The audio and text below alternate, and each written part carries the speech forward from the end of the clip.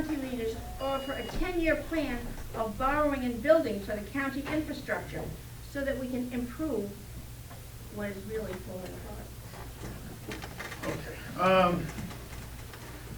The issue, I have an issue with one thing, and that's borrowing. I think we kind of borrowed ourselves a little too much into debt. There's a lot of ways we could restructure things, but I'm not much in favor of borrowing at this juncture. I mean, let's get realistic. I think things are a little borrowed out. Restructuring the budget plan is always important. Maybe some of those big salaries at the top, maybe they can give some back to help a little bit around, but I'm not much in favor of borrowing to. Okay, well, then it's not up to me to answer Okay. the next question. It's up to the person who That's- asked it to ask, well, fine. you know, how do you, whatever you have, what has to be done, how do you pay for what has to be done? That's not my question. Okay, the next question is for you, Ms. Vicente, and that is, what policy or program would you, that is now in the town of Hempstead, would you remove? Policy? Or a program, some kind of a program. Well, I will remove this. I will remove the ability to appoint people to represent me. I feel that when there is a vacant seat, no majority of a board should be allowed to appoint someone to that seat. It should be given an opportunity for residents to vote who you want to represent you. That's what I would remove. Okay, fair enough. Mr. Ambrosino, how can you improve, now this would be in the town of Hempstead, but it probably would be an appropriate question for all of you. Might be something you think about because it may come around the next time around. How can you improve the living conditions so our young people can stay on Long Island? The living conditions can be improved by providing housing that's accessible to young people, and also providing younger people with job opportunities within the town. It's a known statistical study that people tend to live where they work. People want to be residing in a reasonable commute, so we need to work on our economic base and keep people employed in the township of Hempstead and the county of Nassau at large. Okay. The next question is interesting because I haven't a clue what it means. Then I'm going to start with you. Okay. Okay? Do any of the candidates know of, I believe it's TCC, the corridor counts? Okay, can you answer that? The card accounts is a group of individuals, excuse me, that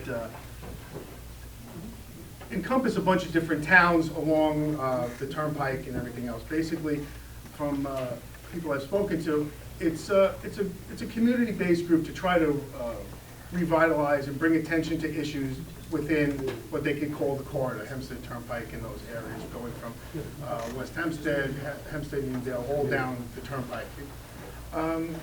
It's a group that's it's an advocacy group for making things better, and we need more of that. All right, Ms. Vicente, what is the, I think Mr. Dorado may have answered it, but you may want to embellish on it. What is the purpose of the TCC, and would you work closely with the TCC for progress? I know the TCC very well. I follow them, and I know a lot of members that belong to that organization. The corridor is a seed because it encompasses a lot of the communities that of people of color and that are underrepresented. I would definitely work with them. We have issues in the town of Hempstead that we need to make sure the education that is being provided is the right quality of education for all children, not just some, but for all children. They advocate on so many different levels. For example, they also, their president made a lawsuit on racism in Suffolk County about housing equality. So those are some of the things that this organization advocates for, equality for all. And I would definitely, as a councilwoman, if I have an opportunity to sit down with this organization further and discuss issues that they have legitimate concerns about, and work towards with the board members to see how we could resolve all those issues. You know, they primarily focus also on youth, which is really important, youth services to them. And we have to, you know, as a community, it takes a village to raise our children, and we have to focus on making sure that youth services are provided, quality youth services are provided, so that our children have something to fall back on. Okay, this is Tammy Williams, and she will be joining us now. Is he answering the same question? No, she's not running against you. No, I She will I get thought a you, similar all of us was question. gonna answer No? that question. No, okay. If it's that important, maybe you all should. If Yes. it's that important, I'll be glad to You answer. should ask the TCC. person. And would you work closely with the TCC for progress? Of course. Okay, so the corridor counts represents marginalized communities that voice were diluted, especially by gerrymandering. Everybody knows what gerrymandering is? Unfair redistricting. So how do communities with less power keep their voices?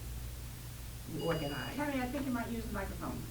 Oh man, I'm not loud? You want to be sure that you can be heard. Okay, so how do we keep our voices with less power?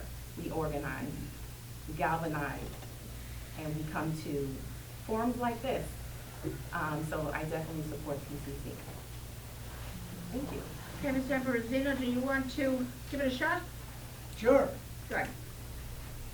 As I've proven over the last 12 years, I will work with any organization to better the lives of our citizens and the community. I don't care about labels, I don't care about acronyms, I don't care what we call it. Any group that gathers to make our lives better, I will work with. I've proven that, and I will continue to do so. Okay. Next question, we'll start with you, Mr. Gerardo. This is a county. So, no, it's a town of Hempstead question. All right. In 2000 and, no, it's not you, it goes to, Mr. Zunzi.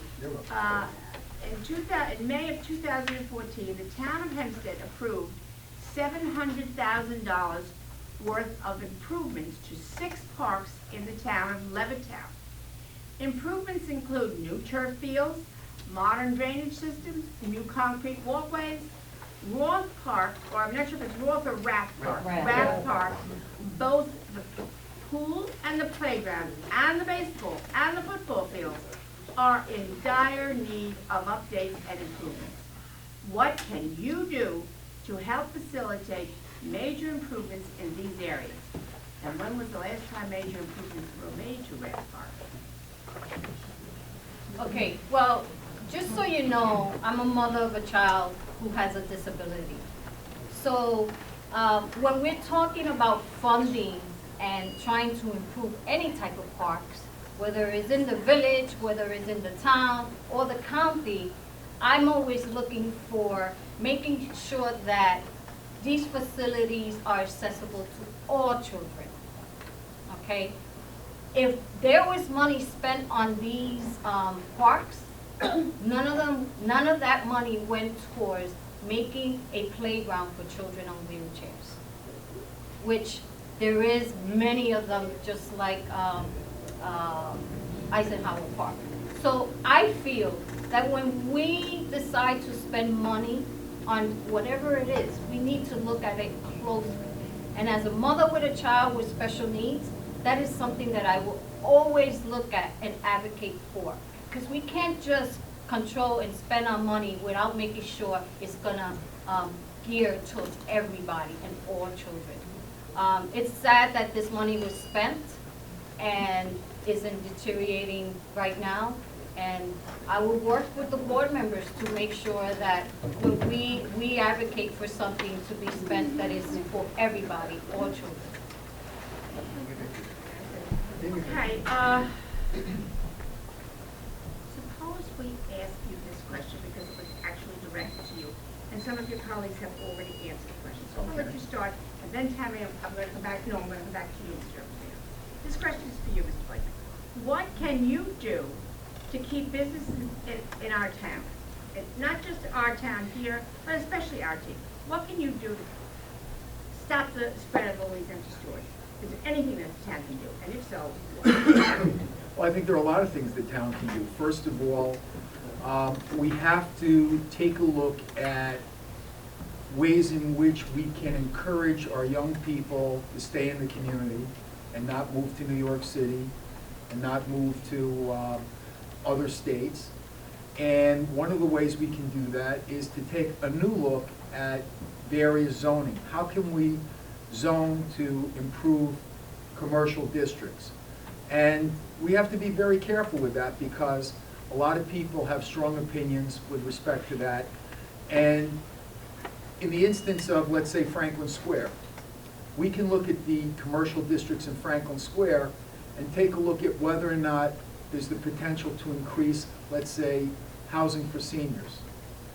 Why do I say that? Because seniors typically shop very locally.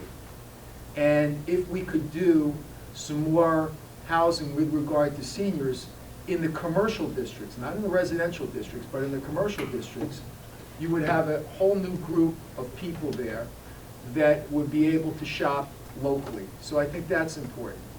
The other thing is we have to find ways to keep our young people here. So we'll have to take a look at issues like micro-housing and building housing around transportation hubs. Because the difference between when I was growing up, right here in Valley Stream, about a mile and a half from here, and the young people nowadays, the first thing I wanted when I turned 17 was a driver's license. That was my freedom, that was my ability to go wherever I wanted to go. Now our young people, they want everything at their fingertips. They want their pharmacy there, they want their restaurant there, they want the laundromat there, they want everything within walking distance.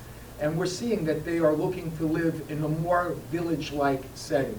So I think the town can do some things to try and encourage that. And maybe one of the things we have to look at is micro-housing for first-time home buyers and things of that nature. So those are things we're going to have to look at to try and enhance local businesses, and I think we can do that. And I've talked to Ed Ambrosino many times about this, and I think we agree on a lot of these issues. And you know, being in adjacent districts, we'll be working together on those issues because we both realize that we have to do the best we can to support our local businesses. Thank you. Okay, the next question is directed to Mr. F. 20 years and have repeatedly been frustrated by a common problem. Because Franklin Square has no Long Island Railroad station, we have absolutely nowhere to park. Villages like Garden City monopolize the railroad stations and keep us from using public transportation. What can be done? We talked about keeping young people here. What can be done to improve the parking situation and the inability of the people of Franklin Square to have public transportation? I'd be lying if I told you I'll take care of it, because it's not a town issue. If you're familiar with the jurisdictions of New York State, parking for public I'm sorry, transportation. she asked for you to answer this, otherwise I wouldn't have, you're right, it isn't a town issue. I apologize, but go ahead. No, so Okay. I'm answering the question, Right. but the question is, I wish it was a town issue, because if it was a town issue, Councilman Blakeman and myself would solve the problem. But it's not a town issue. It's an issue with the MTA, and the villages of Garden City and Floral Park have their own parking lots because they are village parking lots that are licensed to the MTA. They're not MTA parking lots. Where there is a hamlet in unincorporated areas of the town of Hempstead, we do have Long Island Railroad parking. However, around here, the MTA has not decided to put a railroad station anywhere in an unincorporated area. But Councilman Blakeman and I are both in favor of putting a commuter station in the Belmont Racetrack train area where we would have adequate parking to sustain the people of Elmont, where I represent and will continue to represent with Councilman Blakeman, and in Franklin Square, well, it's a little bit inconvenient. It's a heck of a lot more convenient than it is right now. But I wish that we had the ability to change it. We don't, because it is in the province of the MTA, and that's an honest answer. I'm sorry, can we tack on that a little bit? Because not just the parking lots themselves, but we are also not allowed to park on the street. Because they have put up no parking signs from 8 to 10 a.m., they have effectively banned us from even Who's the we, who? Garden City. If you go, Okay, if you well, go Garden City, within, once again, Garden City is a village. Village have laws. In the village of Garden City, they have a no on-street parking. what about Garden City Requirement. South? Is Garden City South also, Garden City South, there is not a 24-hour parking limit in Garden City South. we can't park by Maryland Avenue also? By the train station, that is an MTA issue, that is not a Garden City South. On the No, on the street. street. We're not On allowed the to street, park. the MTA entered into an agreement with the adjacent communities so that they said, we will take care of some maintenance in exchange for you not parking on the street. How long does that last, forever? I don't have the answer off the top of my head, I'm sorry. Yeah, 'cause- but where I is live it- in Franklin Square, people park on my block for pizza, but I can't go anywhere and park when I wanna go to the city. Would you like us to ban parking on the streets of Franklin Square? No, I would just like it to be the same everywhere. Well, we don't have control over the villages. The villages have their own ordinances. Okay, I don't really want to have, Lobby the I would rather, MTA to provide either parking or maybe a shuttle. We get precious little from the MTA in Franklin Square. We don't even really get a full bus system anymore. So the reality is that we are shortchanged in Franklin Square. And I'm certain that Councilman Ambrosino and myself can sit down with the MTA and see what they can do to accommodate the commuters here in Franklin Square. There may be a solution to the problem. Maybe it's a shuttle bus, maybe it's a trolley, maybe they'll provide additional parking, but you know, if it is an issue, then it's something that we should sit down with the MTA and try and work out. Thank you. So I'm sure we can set Well, that just up. to that point, not to go back in history, but in 1997, Councilman Blakeman was the presiding officer of the Nassau County Legislature. I was his counsel, and Councilman, I don't know if you remember, but we did work that same deal out to the 5 towns with the MTA. So I can pull up that agreement and we can perhaps approach them with that. Yeah. Thank you, thank you. okay, very good. Well done. Okay, Mr. Gerardo, you had your hand up. It's funny that you bring this up because I had mentioned it earlier. I know. The MTA is one thing, but I think part of your concern is the villages not allowing it. Like I was saying before, and it's important that we should be meeting with the villages to try to make things a little better. I mean, it's nothing wrong with having a conversation. Like I stated earlier, I don't see why you couldn't meet with the villages about seeing a non-resident parking permit for commuters for specific time frames that you're gonna be using, you know, going to work and stuff. Yes, I agree, yeah, MTA is important, but a lot of it, from what I remember, because I signed the petition, has to deal with the villages themselves. So we need to meet with the village officials, the town of Hempstead, and the county as well, because it affects everybody in the area, and meet with them and try to come up with a reasonable solution where everyone is being afforded the opportunity to use our public transportation efficiently. So I just wanted to add that on. Thank you. I just specifically added Garden City into that petition because they're the train station that we're closest to. And they do have a limited number of permits that they issue once a year, but I called the day that they were issuing petitions, and the woman who answered the phone literally laughed at me, and she said, "Oh, no. There were people here at 4 a.m. and there were only 70 spots, and they were gone hours. They were gone within the hour." So, you know, 70 is not enough for us. Can I ask a question along those lines? Sure. I understand that Valley Stream has non-resident parking. Do many Franklin Square residents use that parking field? My understanding from the comments on the petition were that people do, and they have to pay to use it.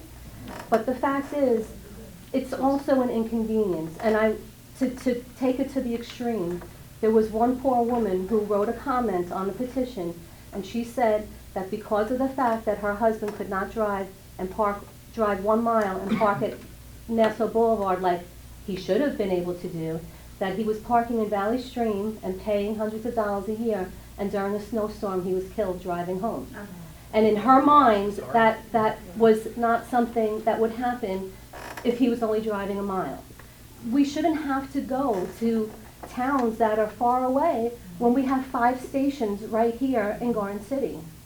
I You wish we know, and had if one in you- Franklin Square. If you look at the map of Garden City, they literally end a half a block past the train station. It's like when they incorporated themselves, they said, we'll take this, oh, and we'll take that, and then we'll take this, oh, and we'll take that. And they just went right around the train stations and took that as their village. And by having all this no parking within a mile perimeter around every station, they're effectively banning us from using public transportation. What is the number of people that use Malvern and West Hempstead? Well, I'll tell you this myself. I used Malvern when I moved here 20 years ago, and I had a wonderful job where I worked at McKinsey & Company for 10 years, and I had to give it up. Because as a single mother, I could not rely on Malvern Station, where if I got a phone call in work and my son was sick, that I'd look at the schedule and say, well, there's not another train for 3 hours. They don't have a lot of trains, that's for sure. And you can't rely on that when you're a parent. Okay, if we may move on. Next, prospective vendors disclose political contributions to candidates and political parties. I think that's actually a no-brainer. Anybody that's gonna do business anywhere should disclose those information. I mean, let's get realistic. I mean, the pay-for-play that we've been reading about is a little bit out of control. The contracts, below 25,000 breeds a lot of this issue. Transparency is always a key in government. If you want to do business, any business should not have an issue disclosing who they deal with. If they do, it's not a business I want to deal with. Let's get realistic. If you're not willing to be honest, then you're not an honest vendor, and I'm not going to deal with you. So yes, absolutely that we need to address those issues. Transparency is important, and everybody should disclose the information.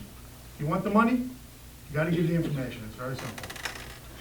Thank you. Mr. Blackman, this question is to you, and maybe some other form of it for other town candidates. The town of Hempstead is proud of the fact that it does not raise taxes. How does the town of Hempstead fund its budget? How do we fund the budget? Well, we have. With taxes, but you never have to raise the taxes, that's the question. Well, let me say this. This year, Ed Ambrosino and I voted just yesterday on another no tax increase budget. As far as I'm concerned, we're going to try and do that as long as possible, because the one thing I hear from more people than anything else is the high property taxes here in Nassau County. And we understand that about 65% of the tax bill is for the schools. And the schools are a tremendous asset here in Nassau County, especially in this area. So I think that it's incumbent upon us to continue to try and have a no tax increase budget. Now, we're spending the same on salaries this year as we spent last year. We've reduced the number of employees that we have, and we're going to have to continue to cut in order to be able to not increase taxes. But at some point in time, inflation will catch up, and that'll be an issue. We also have some issues now with the state over the funding of our community colleges and our students, which quite frankly, in my opinion, the state should be paying for, not the township.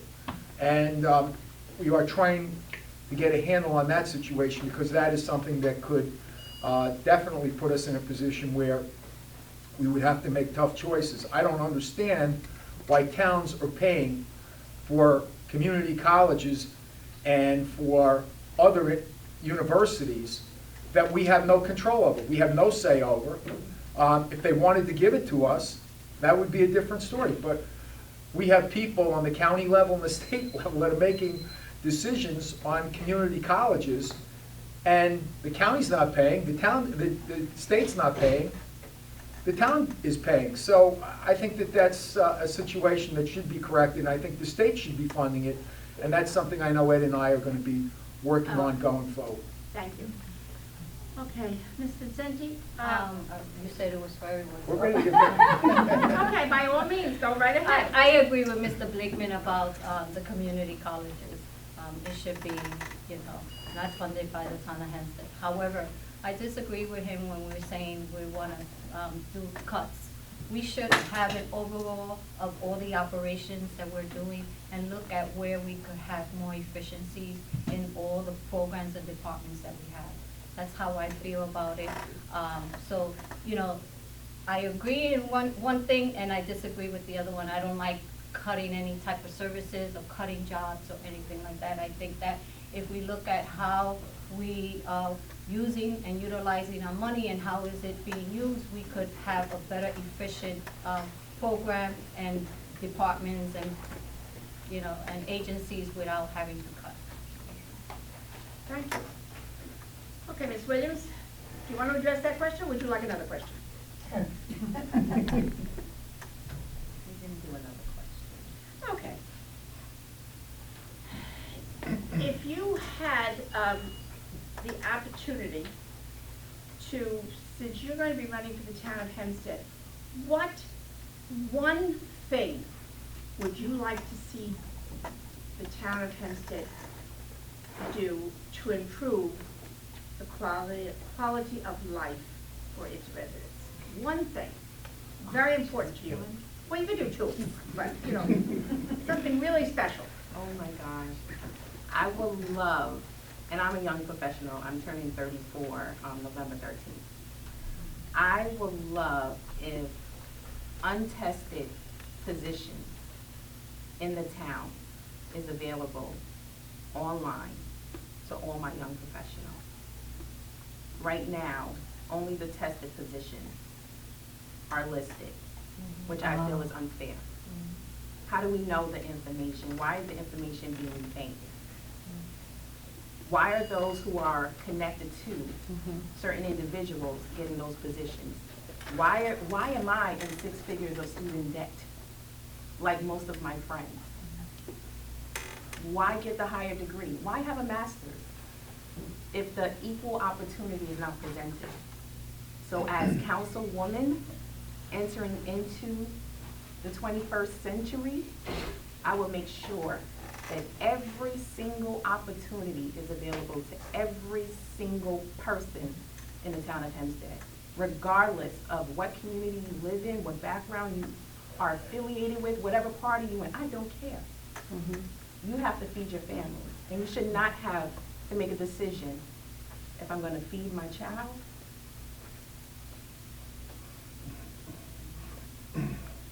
That's it. Thank you very much. Okay, does the town have a plan does the town plan in a long-range way? Do you have a 4-year plan, a 5-year plan, that this is what that we want the town to accomplish at the end of 5 years? We do. We have stated goals and objectives. And first of all, we have a very detailed budget. That is our plan. A budget is in essence a plan of how you intend to spend the funds that you receive, and it is an allocation of resources. So we have a yearly plan. In addition, with our long-term capital projects, we have a 4-year plan, a 7-year plan, and a 9-year plan going forward. Okay. Mrs. Gerardo, since you don't believe in borrowing, how would you propose that the county address the deterioration of the physical roads and structures in the county? How would you finance that?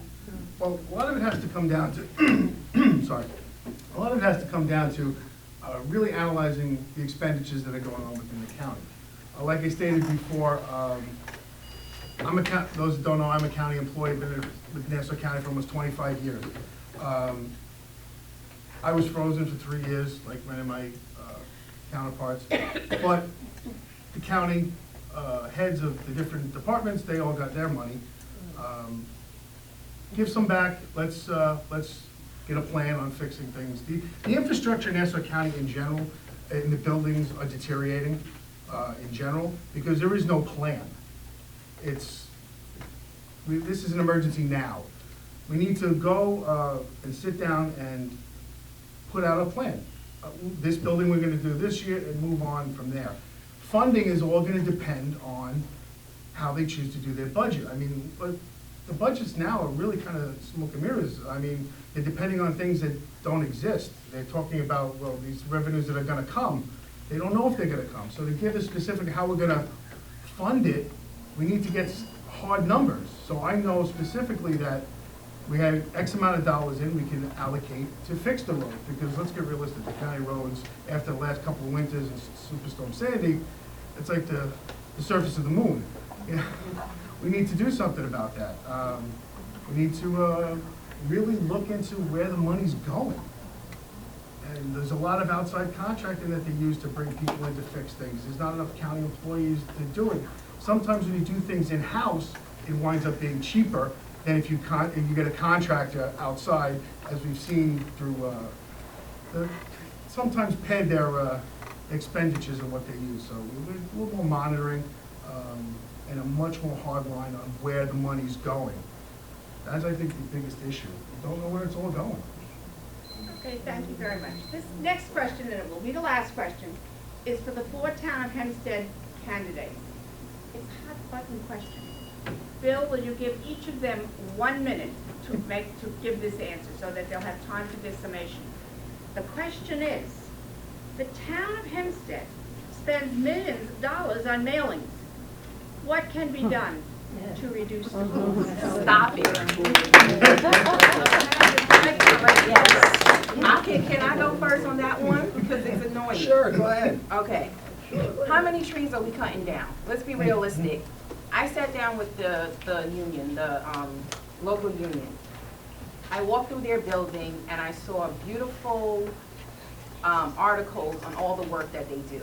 I believe in giving credit where credit is due. It takes a team. One person holding a dog on a flyer is not moving me. Okay, that's self-promotion. I want to know what the town employees are doing. I didn't even know that they do Christmas holiday drives, clothing drives. We're organizing to do mentoring programs. Whether I'm elected or not, these are the connections and coalitions that we're building. They should be pushed to the forefront. We need to go electronical. Hello. You get from your bank, do you want to go to paperless or do you want to still continue to receive statements? Older adults, yes, want to receive the paper. Young professionals, we're good with the tweeting. We're good with the, text messages. Okay. Give an option. Oh, my time is up. Yes, Man, I only gave each of you a minute. cut all those mailings, please. Okay, Mr. Goldman, I'll let you go next.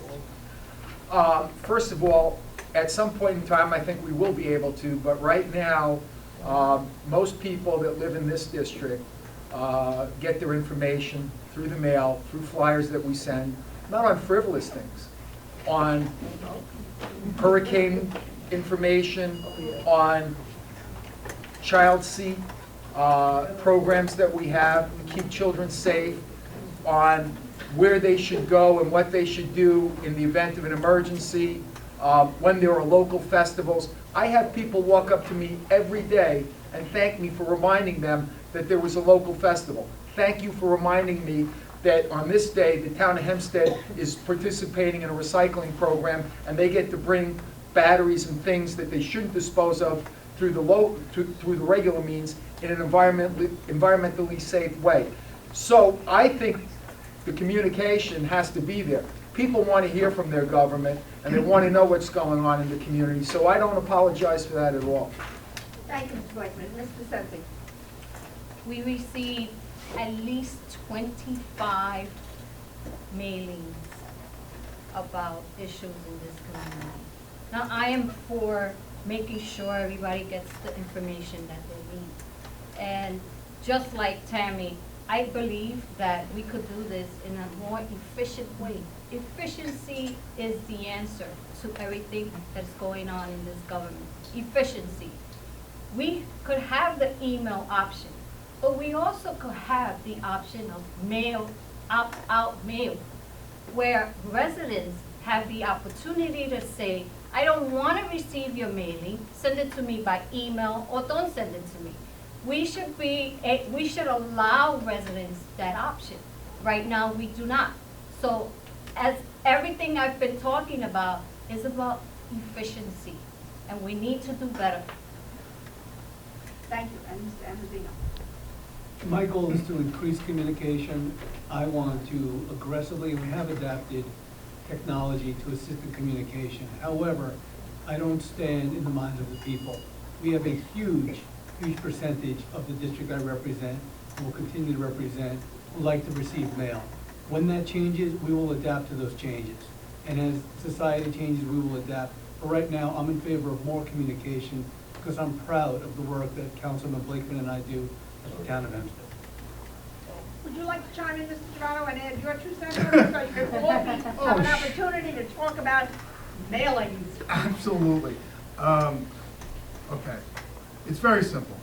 Whatever money they're spending on a mailing can obviously be used somewhere else, whether it's the county or the town. Let's get realistic. We're all complaining, we have bad roads, we have this, but I get beautiful mailings 2-3 times a week. And election time, 3-4 times, it comes out. Yes, I agree the information is important. But we're a more technical society now. We need to move away from these beautiful, as was said, self-promotional items. I wouldn't mind getting something from the town of Hempstead if I didn't have everybody's picture on it and who's sending it and telling me. If you want to send me information, great. Send me in an envelope. Don't tell me it's from this one or that one or this person. Not relevant to me. If you want information, just the information. I don't need to know every single person with their smiling face and their name. I don't need it.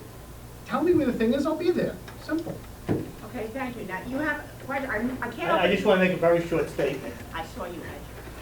That was my question, of course, but the town of Hempstead did not notify us when they found out about the referendum for Sanitary District 6. So that was a thing that they should have notified people of, and they kept it a secret, and it was a secret resolution. It came up the day it was proposed, so the idea that we're trying to give information to people because it's important is nonsense, absolutely nonsense. Thank you. Now, we're going to give the candidates an opportunity to tell you why you should vote for them. They'll have 2 minutes, Bill, and then at that point, when you get... Okay, well, first of all, thank you all for coming out to attend this forum, and I appreciate the invitation. It's always good to be here in Franklin Square, especially in this beautiful library. I have a vast range of experience. I guess that's why I have the color hair I have. I've been a councilman before. I'm a councilman now. I enjoy public service. I like helping people. I get calls every day from people in the community, many of them from Franklin Square. They have issues. There are roads that need to be attended to, and they need a councilman that is going to fight for them. I understand the issues with regard to business. I've been a businessman as well.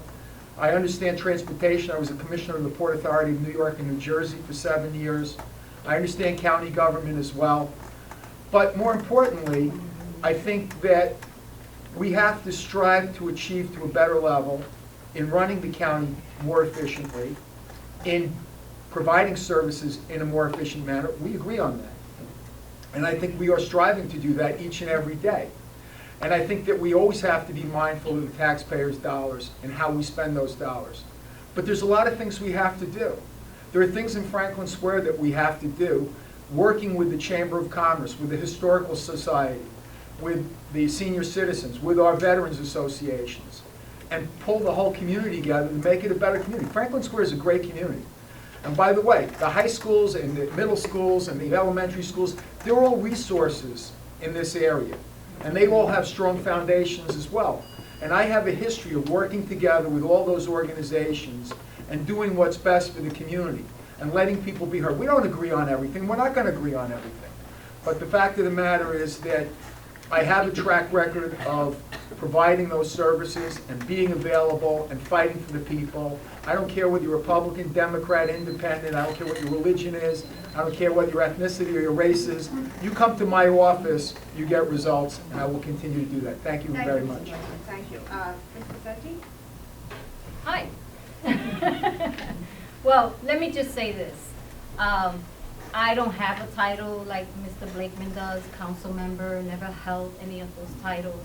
But I guarantee you that I am a community advocate. Everything that I've done in Valley Stream or the community has been advocating for all residents. Doesn't matter what party affiliation you're from or what town you live in. Anything that I do is to represent everyone. And you will definitely have a voice in the town of Hempstead if you elect me. I'm not afraid to ask the hard questions. I'm not afraid to ask anyone why is this being done this way. As you could see, I'm a big advocate on public safety. When Mangano and the police department decided to close our precincts, I was there in the forefront, pointing fingers and making sure that they listened to our voices. I've worked with elected officials. I worked with many residents to make sure that our voices are heard. That's what you will get if you elect me. A mother who has a child with a disability that's always advocating on behalf of all children, especially the most vulnerable. You will get that type of person when you elect me to be your council member. There's no, when you vote for a person to represent you, they're supposed to represent everyone, not just the few communities and not just the selected few. You're supposed to be that person and listen to what the voters are saying. That's really important. So for me, you're guaranteed an advocate that will make sure that your voices, that I am listening to you. My job here as a councilwoman will be to listen to you, not you listen to me. And I will bring it to your community. Thank you. Thank you. Ms. Williams? Well, thank you. I'm Tammy Williams. I sit on the Elmont Public Library. That was the first race that I went for and won. But I've told people that I've been running since I was 16 years old. In my government class, which I wanted more young people to be here, there was not much about women in government and women standing up for what they believed in. Women are the backbones to our society and in our families. When I told somebody that I wanted to run, the male counterpart said, women can't run for office. I said, okay, one day I will. I'm a social worker. I'm a community organizer. This is my gift. Advocacy is my gift. Reaching out to each person, knocking on doors, learning what their issues are, that's my gift. Bringing it to the table and getting results is my gift. Why? Because I have a child who has autism and sickle cell. Someone who literally and figuratively cannot speak up for himself. So when God gave me him, he gave me the world. And as long as I'm here, and as long as he's here, for however long I have him, I would stand up for him and everyone else. And I would not call any resident a liar for standing up and fighting against a liquor store from coming into their neighborhood. My son does not need to know how many liquor stores is within 7 miles of his home, when real economic development can happen in our community. Somewhere that they can be proud of to say that's home.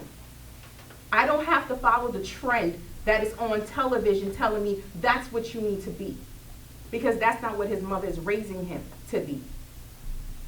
I live for this. This will be my only job, my only practice, because it's full time.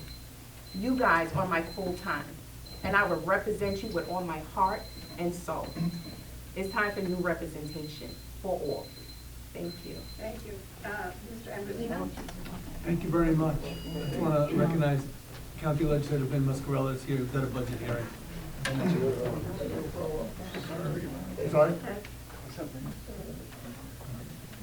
How should I wait just You should. Hey, Ben. How you doing? Really good to see you. I grew up in Elmont, my family grew up in Elmont, my kids were confirmed at St. Catharines, baptized at St. Vincent's. I worked with Phil Malloy over the years, the Franklin Square Fire Department. Community means a lot to me. I'm also very proud of my governmental record. When Councilman Blakeman was presiding officer of the county legislature, he and I formed the county legislature in 1995. I understand county government. I understand that people need help, people need jobs, people need safe homes and nice parks. We work each and every day to do it. We may disagree, we may have different paths to get there, but I have no problem advocating a different way, a different path to get to the same result, as long as it's benefiting the constituency. I am proud of my record. I intend to keep on serving for many years to come. I thank you for the opportunity. Unfortunately, a lot of Franklin Square is in Councilman Blakeman's district, so I'm going to ask you to vote for Councilman Blakeman. For those of you that live in the eastern part of Franklin Square, you can vote for me. But thank you very much for the opportunity to speak tonight, and I genuinely appreciate this evening. Well, thank you. Mr. Gerardo? I'm Carl Gerardo. I have lived in Franklin Square my entire life, born and raised. As a matter of fact, the house I live in is my great-grandfather's house. My family's been in Franklin Square since the 20s. So I'm very deep-rooted in this community. I belong to many organizations with many of you in the room. I'm not going to go into that laundry list. I'm going to tell you why I'm here. I'm just a guy that works for Nassau County, just wants to make a difference. Anybody that was frozen for 3 years or sees what's going on in the county, you have to get off the bench and get in the game and do something that you think is right. What started this whole adventure was with Milagros when they closed the 5th precinct. I am a correction officer, that is my job. Law enforcement and public safety is my life and my career. Closing the 5th precinct was a poor decision, and I got involved. And I continued to get more involved until subsequently the 5th precinct is now open. Public safety for all of us is important. The community is important. And the one thing I'm gonna do that I feel is lacking in the area is there's not, as far as I'm concerned, not enough public community outreach when things are going on. Major events, like when they closed the 5th precinct, should have been in a town hall style meeting so everyone has a voice. That's what we did when they closed it. We had multiple meetings in multiple communities. Everyone had an opportunity to voice their opinion. However, at that point, it was a done deal. I'll give you an example of something that I'm still trying to figure out. Franklin Avenue, the old DPW area. Maybe Vinny can allude to it. What happened? One day it's there, one day it's gone. Is it sold? Is it? What are they doing? No one seems to be able to find an answer. Thank you. Communication, transparency, that's what I'm going to bring when I get elected. One of the responsibilities of county government being as an elected official is there are governmental things that sometimes happen, and those things take precedence. We had, starting at 1 p.m. today, the first of a number of different Nassau County budget meetings. That budget meeting was specifically for public safety, and we heard from the police commissioner, the corrections commissioner, and there was quite an extensive discussion among the members of the legislature and the commissioners, as well as the finance chairman and the county administration. So that unfortunately ended just prior to my coming here. I came from there to here, and I apologize for missing most of this. I will just say this. As I look around the room, I see a number of different people here. Phil Malloy, Barry Del Mastro, who I grew up next to, and many of you know me, not only from being an elected official, but the fact that I grew up in Elmont. I was educated, Colbert Avenue School, Sewanaka High School. I have a law practice in Franklin Square on Hempstead Turnpike, and I reside in West Hempstead, where I raised my 2 daughters. Community matters. And one of the reasons that I'm sure all of us got involved with the political process and was that they wanted their community to be the best that it possibly could. Before I got involved in politics, I was a member of a number of different organizations, the Lions Club, the civic associations. And in the event that Carl should beat me, I will go back to doing those things to serve my community. We live in a great area. We live in a great county. There have been problems over the years, but those problems are being addressed head-on. Ed Ambrosino was right. When the original legislature started in 1996, because of a court decision, 19 legislators hired staff. Bruce Blakeman became the presiding officer, and Ed actually became the counsel to the legislature. And basically, we had desks and a place to meet, and that was it. We set about forming the rules, the regulations of the legislature, and over the past 20 years, I think we did a pretty darn good job. As we go forward, the budget is our next order of business, and we will be scrutinizing the budget and containing county spending. Over the years, I can go through a number of different things that the county has done, but let me just tell you my general philosophy. I try to approach government service and looking at a budget as I do my own household budget and as I do my business budget. And that is the following. There are only so many things you can do to keep a budget balanced. In my business, when you look at what you're spending and what you're raising, you can take two approaches. The first approach is to go through and spend less, to make that income that comes in equal to what you're spending. And the other is to try and raise the income. So in my business, I will tell you that we try to cut expenses. That's the first priority. The second priority is, in order to raise more revenue, and this is what should be done with the county, is how do we expand the tax base? How do we make more people get involved in raising revenue? And you do that by, in your business, trying to get more clients or more business people to come in, more customers.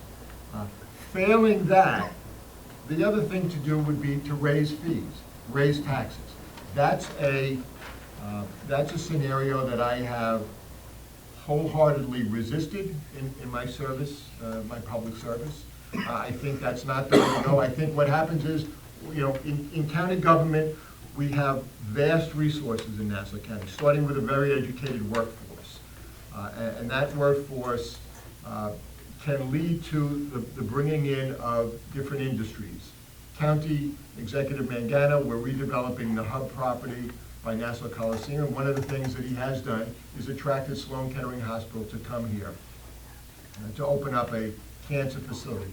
Those kinds of things, those high-tech jobs will attract more business, and more business paying less taxes brings in more money than less people paying more taxes. And that's just the way that I've tried to approach government. I think I'm sensible, I think I'm responsible, I think I'm responsive to the needs of the community. Those of you have seen me not only at community forums, but at the local grocery stores. I'm always approachable, and I try to. Mr. Mascarello, we're going to stop you now. Okay. No, so I'm trying to get into whatever I've been. But it's okay. Look, let me just, one more thing. My dad, who was involved in government, taught me that government was a noble and honorable profession, and I've always tried to comport myself in that manner and do what's best for the community. So I thank you for the opportunity, and again, I apologize for not being here sooner, but the government job took precedence over the politics tonight. Vote November 3rd. Thank you.